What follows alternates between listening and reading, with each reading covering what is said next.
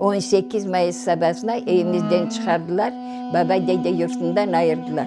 Ondan sonra korgen kunumuzu aytacak olsan aytmak ne bitmez, yazacak olsan kağıtlar da yetmez.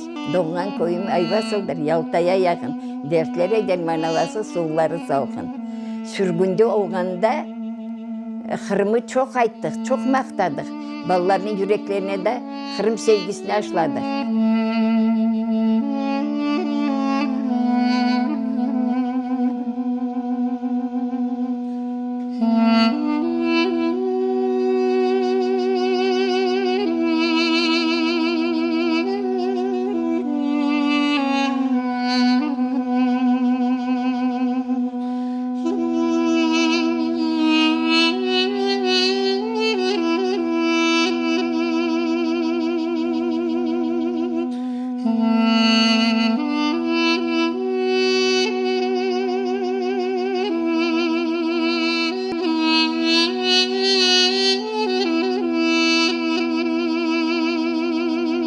Aş yok, su yok, bir şey yok.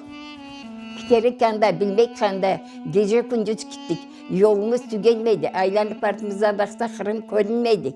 18 günde Özbekistan'a vardık. Vagonlardan boşalttılar. Adamlar da ayaklarımız yola tiydi, yere tiydi deyip toprağa deyip kuandılar. Kuançlar da çok sürmedi. Açlık, hastalıklar başladı.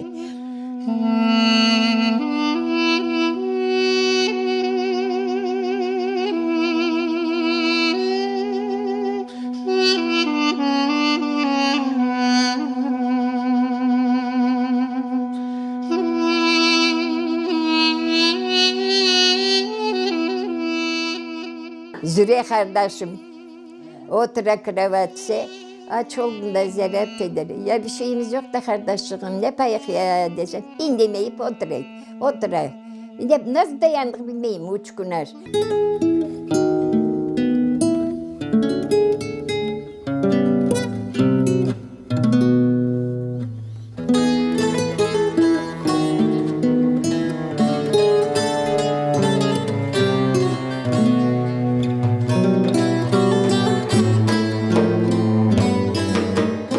Ay Ayvasıl ne güzeldir yaz fasıl. Biz Ayvasıl'dan gitken son ağılın olduğuna ve nasıl? Ayvasıl'dan çıkardılar bizi başka yolları. Ağlaştılar ana babalar, soyları ve sokları. Ayvasıl'dan çıkardılar bizi. Ağımız yok yürümege. Acep kısmet olur meken seni bir de görmege. Unutulmaz Ayvasıl'ın bayırlı taşlı yolları, unutulmaz Ayvasıl'ın salkın keşme suları. Ayvasıl'ın bayırı, çavraşın çayırı. Ayvasıl doldu gelmeşek, olmaz onun hayrı. Ayvasıl'ın yolları aylançıktır bayırlı. Kısmet oldu sana geldik, inşallahdır hayırlı.